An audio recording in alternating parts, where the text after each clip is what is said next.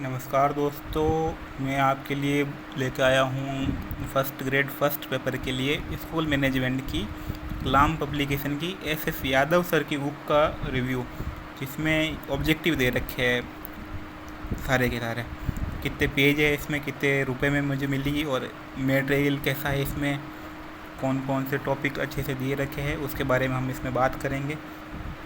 तो आप देख सकते हैं इसमें 7 मॉडल पेपर दे रखे हैं अभ्यास प्रश्नों के साथ में। एमआरपी इसमें 100 रुपये है। मैंने जयपुर से ख़रीदी थी, पर लगभग 90 रुपये के आसपास आए थे। आपको मिल जाएगी और मुझे मिली हुई है ये 90 रुपये में भी। इसकी इंडेक्स की बात करेंगे, क्या क्या है इसमें। तो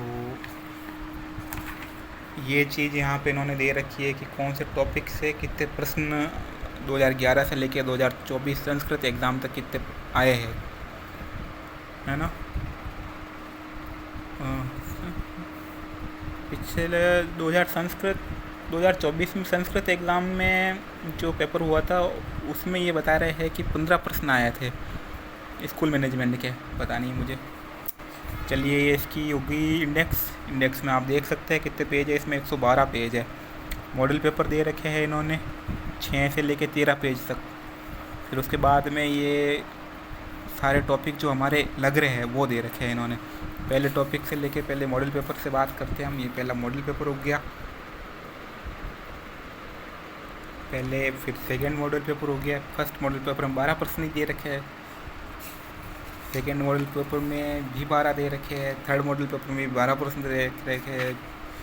ऐसे करके मुझे लगता है सारे मॉडल पेपर जो 7 मॉडल पेपर दे रखे हैं सब भी में 12-12 दे रखे हैं। और सबकी जो मॉडल पेपर है सबकी 7 मॉडल पेपर के आंसर की लास्ट में एक ही पेज पे दे रखी है 12 प्रश्नों की।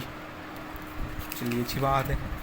फिर उसके बाद में ये फर्स्ट टॉपिक हो गया शैक्षिक प्रबंधन, संकल्पना, कार्य और सिद्धांत। उसकी बहुत ही अच्छी तरीके से कोई प्रश्न आया है तो उसकी व्याख्या कर रखी है। मुझे लगता है कि अभी तक जिसने मैनेजमेंट को इग्नोर कर रखा था और ज़्यादा अच्छे से नहीं पढ़ पाया है तो वो लोग ये बुक लाके पढ़ सकते हैं। और क्योंकि मुझे लगता है कि इस साल साइकोलॉजी को फर्स्ट पेपर में ऐड कर दिया है तो इतना ज़्यादा वेटेज इसका रहेगा नहीं, तो आप ज़्यादा लोड नहीं लाए स्कूल मैनेजमेंट के लिए।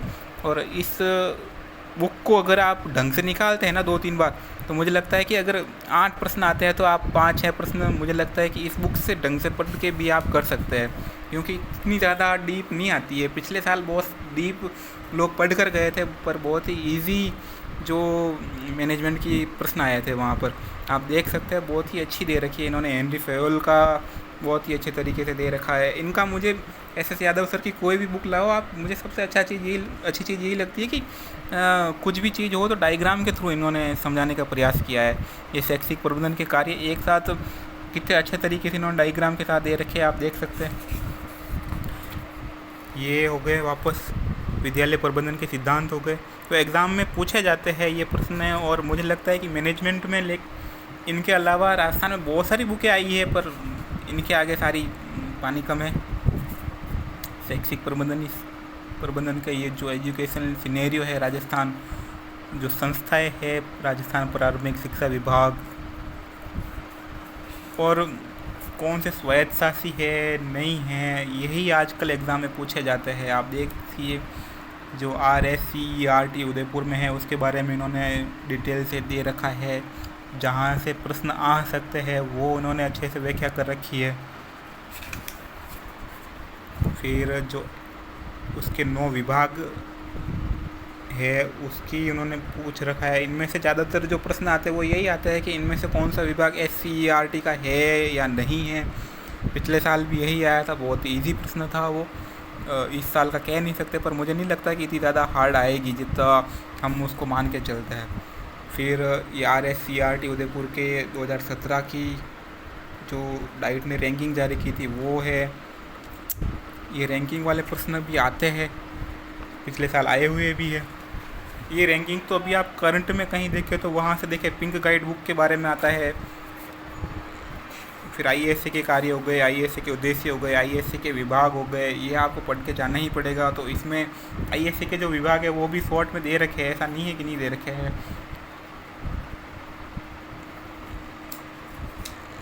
ये मुझे लगता है कि आपके लिए इन शॉर्ट अगर आप इसको पढ़ के जाते हैं तो बहुत ही अच्छी बुक है ये आपके। फिर माध्यमिक शिक्षा बोर्ड हो गया, माध्यमिक शिक्षा बोर्ड का लोगो, उसका ध्येय वाक्य कौन सा है, उसमें कुल सदस्य कितने होते हैं, उन कहाँ कहाँ से आते हैं, तो वो उन्होंने बहुत ही अच्छे से दे रखा है। फिर माध्यमिक शिक्षा बोर्ड के कार्य हो गए, ये कार्य में से ही पूछा जाता है असत्य असत्य मिला, इनमें से सत्य की पहचान करो, असत्य की पहचान करो। तो आपको पता ही है कि आजकल जो आरपीएससी का ट्रेंड बदल चुका है, तो आप उसको ध्यान में रखे पड़े। कहीं यहाँ पर अगर टेस्ट सीरीज़ भी ज्वाइन कर रखी है तो बहुत ही अच्छी बात है, पर उसके साथ में अगर आप इस बुक को निकालते हैं तो बहुत ही और अच्छी बात है। आपके अच्छे खासे प्रश्न इस बुक को निकालने के बाद सही होने की संभावना रहती है। फिर उसके बाद में जो समग्र शिक्षा अभियान है, उसकी जो शासी परिषद और निष्पादन समिति, शासी परिषद में कहाँ कहाँ से सदस्य आते हैं वो हो गए, सारे दे रखे एक साथ में यहाँ पे इन्होंने ये। उसके बाद में जो भारतीय प्रमुख राष्ट्रीय मिलिट्री स्कूल, सैनिक स्कूल, उसकी विशेषताएं दे रखी है। स्वामी विवेकानंद मॉडल स्कूल की विशेषता इन्होंने दे रखी है। मुझे लगता है कि जो व्याख्या करने में इन्होंने कहीं पर भी कमी नहीं रखी है, और एस एस यादव सर को अच्छे से पता है कि कहाँ से प्रश्न आने की संभावना रहती है, क्योंकि वो इस चीज़ में उनको पता है, सब्जेक्ट को वो काफ़ी टाइम से पढ़ा रहे हैं, तो उनको अनुभव है इस चीज़ का। फिर आरटीई के बारे में हो गया, आरटीई के बारे में आपको पता ही है कि ज़्यादातर धाराओं के बारे में पूछा जाता है, मिलान करने वाला दे देंगे या फिर असत्य का पूछ लेंगे या फिर सत्य का पूछ लेंगे। शुरुआत में दे रखा है कि आरटीई की शुरुआत जो पृष्ठभूमि है वो इन्होंने बता रखी है। फिर 39 जो धाराएं हैं उनमें वो पहले 7 अध्याय दे रखे हैं, कौन से अध्याय में कौन सी धारा है वो पूरा एक साथ इन्होंने 7 अध्याय के बारे में डीप यहाँ पे कर रखी है व्याख्या। फिर ये धाराएं है पूरी यहाँ से 6 से 11 तक, 10 तक यहाँ पे बता रखी है इन्होंने, और आगे भी में बता रखी होगी इन्होंने।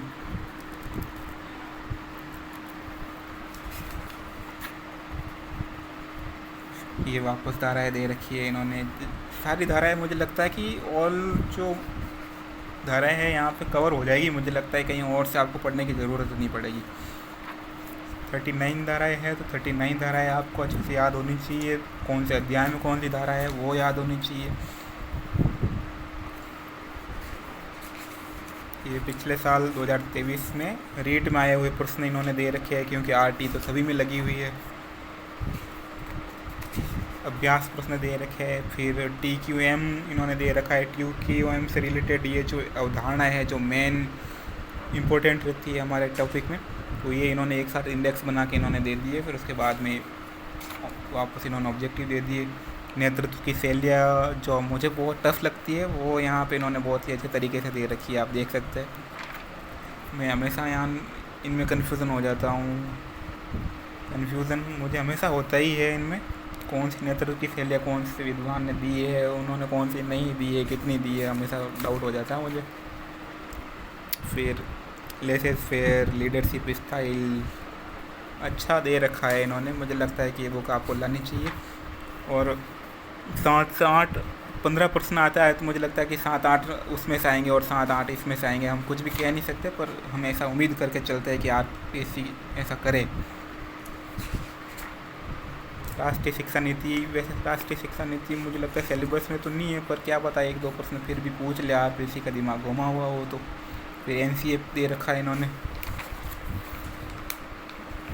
पेज चिपके हुए हैं, मैंने अभी तक इसको पढ़ा नहीं है। तो फिर ये शब्दकोश है इन्होंने एक साथ यहाँ पर दे रखा है, जिसमें पूरा नाम पूछा जाता है, एनसीईआरटी का, डाइट का, आईएएससी का, एससीईआरटी का पूरा नाम। तो ये सब आपको पढ़ के जाना है कि फुल फॉर्म क्या है इसकी। ये देखिए पोस्ट कोर का भी दे रखा है फुल फॉर्म। ये पोस्ट कोर में पिछले साल डी का पूछा था कि डी का मीन क्या होता है, तो डी मीन डायरेक्शन।